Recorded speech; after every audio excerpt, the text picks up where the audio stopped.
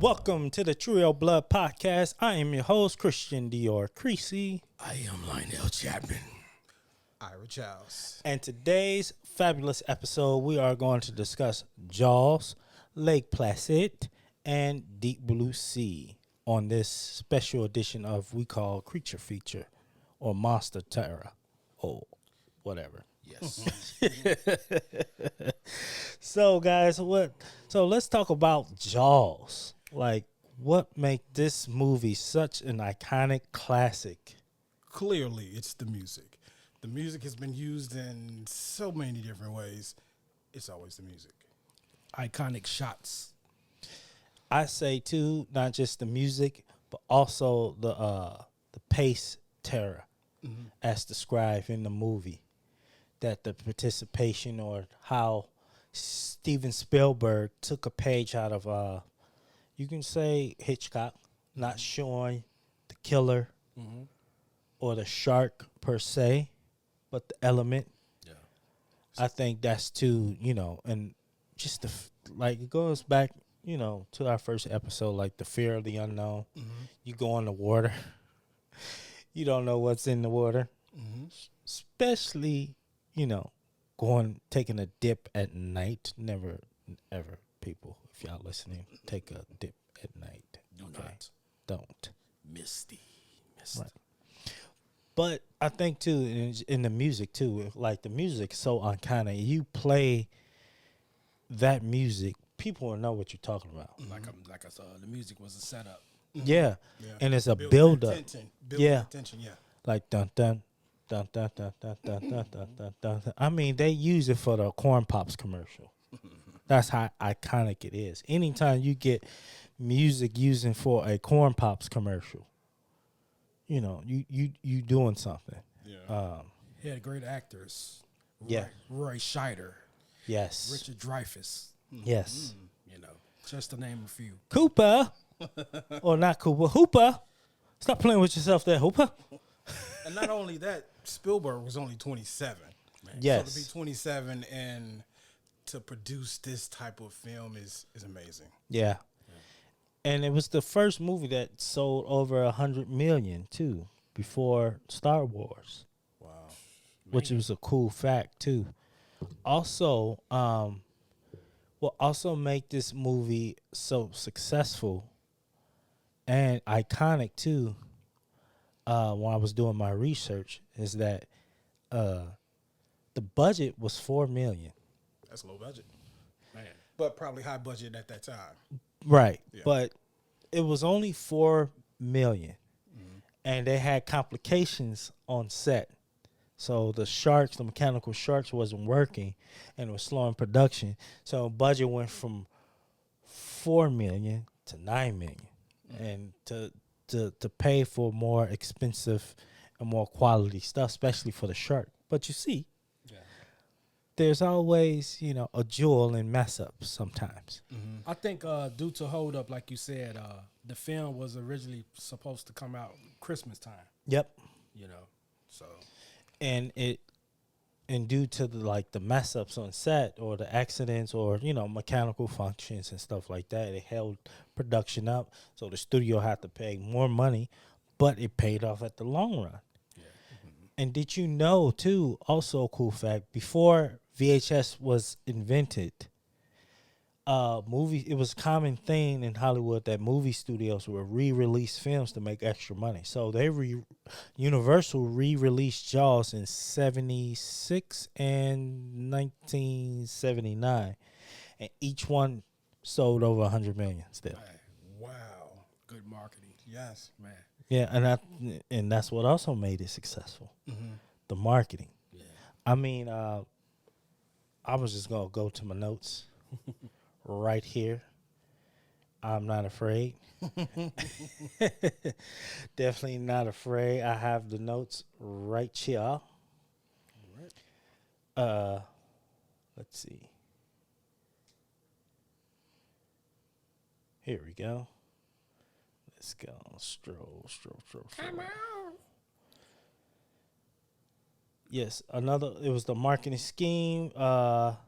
So Universal took an entire unique approach with Jaws. They came out with a massive $1.8 million marketing plan. They spent nearly $1 million on TV spots advertising, which completely was unheard of during the time. And the studio wanted to come out guns blazing, making everyone know about Jaws from the get-go instead of over the weekends and months. Their plan was to launch 24 30-second commercial spots that would air during primetime TV. So that was never unheard of. Yeah. This was all done in a few days leading up to the film's release. So John Williams' score, and as we talked about, dun dun, now iconic image of the shark in a poster would make a push for every opportunity. So doing things that was never done before. Also, you could say this can be number 11, what makes a good scary movie, or 11. Doing things that's never been done before or out of the common norm or outside of the box, too. I think that's what made Jaws such a good film. And plus, it came from a novel itself anyway. So, I mean, it's Jaws, man. I mean, that's my first go-to favorite summer movie. I'd use as a tradition myself to watch it every year when the first day of summer starts. I was scared to get in the water. Everybody was scared to get in the water after the Right. movie. Nobody wanted to swim. Speaking of water, that first kill in Jaws, Yeah. Steven Spielberg, what they did was they had underwater rigs to the actress. So it was going to drag the actress, but they didn't tell her when it was going to drag her. So when you see she's getting drugged, that's a natural reaction. Oh, that's good. Yeah. Oh, that's really good. Yeah. That's a way. Now, I'm talking about good directing. Yeah. You don't tell the actor What's going to happen? what's going to happen. Just do it on my segment to the crew, like, hit it. Yeah. All right, we got it. Yeah. Okay. But you know what? Before, one other thing of how impactful this film was, it even went over to a children's movie, Finding Nemo. Yep. On the set, they nicknamed the shark Bruce. Ah. What's the name of the shark in Finding Nemo? Bruce. Bruce. Who looks like Jaws. Jaws. There you go. Yeah. Yeah. So that's funny. Yeah. And I think just the other themes too that I want like to talk about in this movie, how those who watch the movie would know how it took them so long to try to finally do something about this shark. Because you have business owners, the politician, the mayor, don't want to close the beaches because they worry about dollars. There you go. It's like you just lost one life, then you try to do a cover-up, amended the report that's saying it wasn't a shark attack. Then you have another shark attack, a little boy, plus Pippin. Sorry, Pippin. Those who didn't, the little black lab dog. Pippin. Always a greedy politician in every horror film. Then you have the town hall. Are you going to close the beaches? Yeah. And then it was like, no, they be uproar. And it's like, you more concerned about money. The buck. Knowing that if this gets out worldwide that y'all knew about the shark, and you refuse to do anything about it, stacking up more bodies, now you really going to have a shutdown. Worry about your little money in your small town because people don't want to come. They're like, let's get this money now. We'll worry about that later. And that's something that the film like really plays on, about how today's time more people are concerned about money than people's lives. Yeah. Again, folks, horror movies have themes. Horror movies are not just blood, guts, and snot. That's true. Agree. I got a fun fact here. Did you know that the iconic poster for Jaws wasn't created for the film? Yeah, I read that. Yeah, I heard about that. It was actually based on the great white at the American Museum of Natural History. And the swimmer that's at the top was from an ad in a good housekeeping sketch by artist Roger Castle. Yeah. Nice. but it worked. Yeah. It worked. So, and Jaws, Jaws is gonna forever be a classic. Yeah. Yes. If I'm not mistaken, they re-released it this past summer for a couple days, maybe a weekend or so. Oh, nice. Like, yeah, this past summer. Oh, Well, this summer actually. Sorry, So, ladies and gentlemen, if you haven't seen Jaws, please check it out. it is definitely worth your yes, yes. And another movie that I say it was a cult classic. I like it. It was a horror comedy. Late Placid. Yes. Yes. Yes, about crocodiles. A giant 30 feet. Crocodile, like Seawater. Crocodile. It's just it's just a fun movie. Don't go into it looking for Oscar nominated acting. It's a fun movie that will take your mind off of whatever you got going on in Yeah. life. You know what I mean? I agree. yeah. I know this movie also like really launches the late Betty White's Yes, it does. film career. Yes. It- Rest in peace, Betty White. Rest in peace. That movie right there did launch her film career. Yeah. We know she dominated TV, but when it came to Lake Placid, that scene with her was just classic. Yeah. That because everybody talks about Betty White in that movie, especially the famous line for me: "If she looked at the car, if I had a dick, I tell you to suck it." You wouldn't expect Betty White coming from Golden Girls to say something like that. No, That was no. classic. Classic. That's No, I mean, if you look at it, doing my research, it did launch her career. I mean, she had so many great opportunities that came after Yeah. this movie. Let's go down. Let's check this out. It was. Let's see. They had a nice cast too. Yeah, it did. Yeah, Including Betty. Yeah. Betty, and we had Bridget Fonda, now retired. She was also in Kiss of the Dragon. Yeah, see, Lake Placid, White's success also caught attention to TV producers. An already prolific TV output only increased, leading to guest spots on just about any popular show that was on air. The timeline is difficult to sue out, but Lake Placid may have led to White's guest spot on David East Kelly's Ally McBeal. Bill. I remember Yep. that. Yep. Just to watch that show. Yeah, she started doing a good deal of voice work from feature films after Lake Placid, appearing in several supporting roles in notable studio fare from 2000 to 2013. White garnered 20 additional film credits from Lorax to The Proposal, Hallmark movies. Even White herself into every single one of those roles. She threw herself. I mean, she did her thing. I mean, this movie literally launched her career. I mean, she's minus the crocodile. Yeah. I mean, She was the star. she was the star. I mean, it's Betty freaking White. Yeah.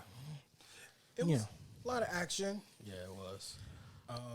Big old prop gun. Yep. Yeah. And the CGI for the time wasn't as bad. It wasn't overused or overdone. Right. I think it was a nice mix, nice use of CGI in that film. Yeah. The film takes place in Maine, but it wasn't filmed in Maine. Nah. No. New York, right? Yeah. Yeah. Yeah. Jaws was filmed on in Martha's Vineyard. Yeah. Yeah. Yeah. Because it wasn't. I don't think there's no such thing as Amityville Road Island. No, I don't think so. And I think it was also like a storm or something. Yeah. So that's why they used Martha's Vineyard for Jaws. And I think a fact, maybe a fun fact or a fact, I think crocodiles attack more on land than they do in the water. You know, for their prey and everything. Yeah. So. Yeah. But it was a fun movie. If you haven't seen it, check it out. Yeah. Yeah. Check out Lake Placid. I was having trouble because all my life I said plastic.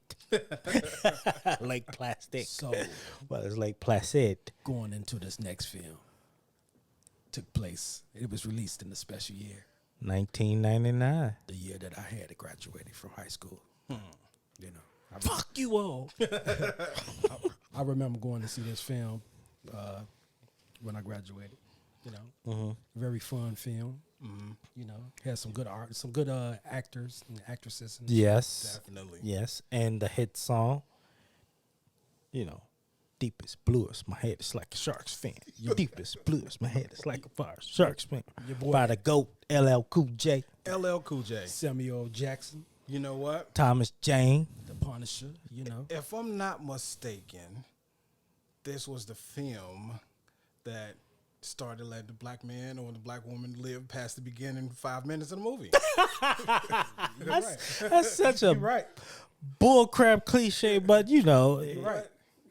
I think it was because I went into the movie saying, well, LL is in it, but he's not going to get past the first 10 minutes. I only know 2 movies that only killed the first I thought 2 that- black men. That was Kincaid and Nightmare on Elm Street 4, and Omar's Ep character in Scream 2. It's three. It's three. Who? Remember the black guy and Jason Takes Manhattan? He survived to the end. You know, he got his head punched into the police. He should have faked the jab. So Okay. yeah. But this movie we talking about now is the one classic, I say, another great shark film movie, Deep Blue Sea. The Rise of the Smart Shark. Yes. Yes. What made this movie so successful? I think it was just overall entertaining. Yeah. I mean, you had Samuel L. Jackson Ooh. as one of the lead stars. You know, fun fact, he turned the role down at first Yeah. because they was going to offer him the role of LL Cool J's Preacher. And his agent was like, nah. So they rewrote it and rewrote his character that his character survived an avalanche and put him in a prominent position as a president of a Fortune 500 company. Nice. So that made him, and he had much of a bigger role. Yeah. Also, a fun fact for that film: Okay. Samuel L. Jackson talked. They put it in the film. If y'all haven't seen Deep Blue Sea, go see it. Remember the part when they was taking the doctor on the helicopter? They said it was supposed to have been a mechanical for the waves to them to the waves supposed to come on the deck and ship them over. Somebody accidentally, pressed the button on accident, and they all fell, hit them hard, and that's why they all fell, and they got back up without even knowing. And they knew it was a screw up, but Samuel L. Jackson, they put it in the movie because it was more real anyway. Yeah. So when you see them fall, they actually fell for real. Somebody got fired. Who knows? The director was like, "We keeping that." Producer was like, "We keeping that." That's a good fall because they got back up because they were supposed to get back up anyway, but they literally got hit by that water, slipped and fall, and got back up. But yeah, I think this movie's just so entertaining. I mean, I say if you want to put theme in it, it's how science, how people use their intelligence, how you have good intentions and turn out to be A bad thing. Yeah. Special mixing different breeds of animals together. You know. Hence what happened in Jurassic Park, but that's for a different discussion too. Same thing that happened in Jurassic Park You know and the new Jurassic Parks, but I think they actually had. Sorry for cutting you off. Go I ahead. think they actually had Thomas swim with sharks. For real? Yeah. In the movie or, Yeah, or but during in the rehearsal? movie, he had to swim with a shark. I think in the movie, but before that scene, they had to make sure that he filmed the rest of his scenes. yeah. You know. So yeah, I'm gonna go ahead and get to the juicy part. go ahead. Y'all know where I'm going with it. Samuel L. Jackson in his big speech and just Yes. That's a classic. What we gotta do is and get I eaten. kid you not. When we rented it from Blockbuster, yes, Blockbuster was a thing before Netflix. We watched that at least 3-4 times. Man. It just came from out of nowhere. It was unexpected. Very unexpected. I was like, "Whoa, his kid!" I'm like, "No." I think that's what also because it's a classic scene. It's a classic because it even till this day, even though I know what's gonna happen, because every time I watch it, I'm so into it, I totally forget. That's how good the movie is, and it takes my mind. Then he gets bitten. I'm like, I knew, darn it. Like, you ever seen Ice and moves and like it has a mind on its own? You know what? I also want to bring up too how smart Preacher. Yeah. LL's character. I think that also brought up what do I want to say? The black man being very level headed and like, look, we shouldn't be doing this. We shouldn't be going this way. We shouldn't be doing this. So Yeah. I like that about that movie. The characters. Yeah, me too. Kudos to LL. And just I want to go back to the whole like good intentions of science, but I think that movie plays it well about wondering how we have good intentions, but disaster happens afterwards. I mean, you can look at the doctor. I mean, people can say she's a villain, but I don't know. What do y'all think? You think she was like the main villain? I think she started off with, like you said, good intentions, but the greed took over. You can see it not going the way you want it to, but you still have that belief inside that it will. Right. And all of these things started happening. You just need to know when to hold them or when to fold them. Right. Kenny Rogers right there. You're right, because I understand because, you know, I had a grandmother who suffered from dementia and kind of relates to Alzheimer's, but it's still attack on the brain, neurological stuff. So I understand that too, to raise awareness and to have a cure, because that happened to her. I think her father. I think so. Somebody close to her like that. So I can understand, and that's when probably an obsession comes into. I gotta get this right. We gotta do this right. We gotta make sure to do it. Let's do it in these Mako sharks. Yeah. Then you increase their intelligence as a side effect. Now they not just like dumb sharks, even though sharks are never dumb. Sharks are very intelligent creatures. But now you just enhance them more. Hence the term, the mistake they made in Jurassic Park and the new Jurassic Parks. They just show you, we as humans, we are not gods. No. And that's the problem. I think that's what that film too also points out, that, you know, we're not gods. that's right. Or the quote, the famous guy from Day of the Dead. You know, maybe God is showing us he's still a boss man. Yeah. There you go. Maybe you know, that we were getting too clever trying to figure his shit out. No, the real line. Maybe we was getting too big for our bridges, trying to figure his shit out. You know, it plays over and over in every film. You know, yeah, different scenarios, but the same outcome. Yep. But if you haven't seen Deep Blue Sea, see it. Question mark for the sequels, but I don't want to crap on the sequels, especially all the hard-working cast and crew who try to put that film together, because it's not easy making a film. Regardless, A, B, C, whatever you want to create, it's not easy. So I try not to criticize the sequels, but hey, I like the third one. They just didn't live up to the hype that, the tone that was set in the first ones. I mean, third one had Brendan Foster. You know, I'm a martial arts guy. You know, he's in there, so shout out to Brendan Foster. If I'm pronouncing your name right. Sorry if I'm mispronouncing it. But you know, there's also a ton of other movies, creature features or animal features or whatever you want to call it. Cujo, Yeah. Crawl is a sleeper. Anaconda. Yeah, definitely. It's a sleeper called the Grizzly Man or the Grizzly Bear, with Thomas Jane and Yeah. I forget the guy from X-Men. Sorry, but classic movies, and you should check those out too. Yeah. Check them out. And also, you have the high intelligent predator. Yeah, Yeah. Which we're going to talk about later on. Later on, if you're ever in a situation facing a predator, I don't know what to tell you.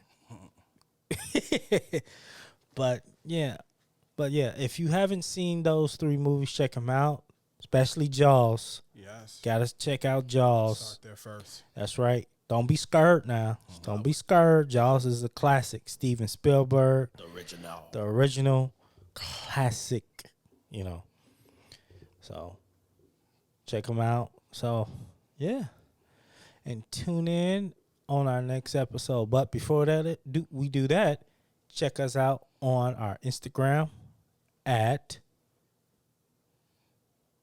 Really.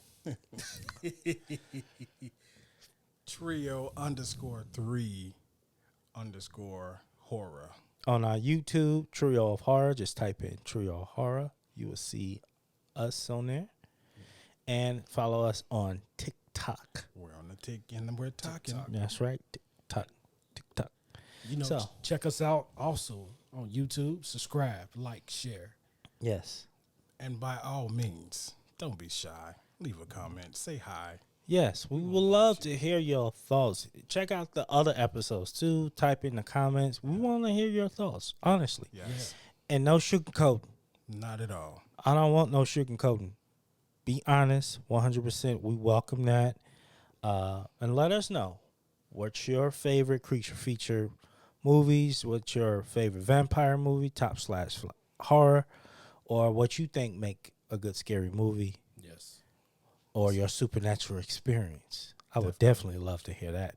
Yeah. Definitely an open forum. Yeah, because you're going to hear mine soon when we get to part 2 on our supernatural part, But check us out on our next episode where we're going to talk about the famous strong female leads in our horror movies. So We appreciate you.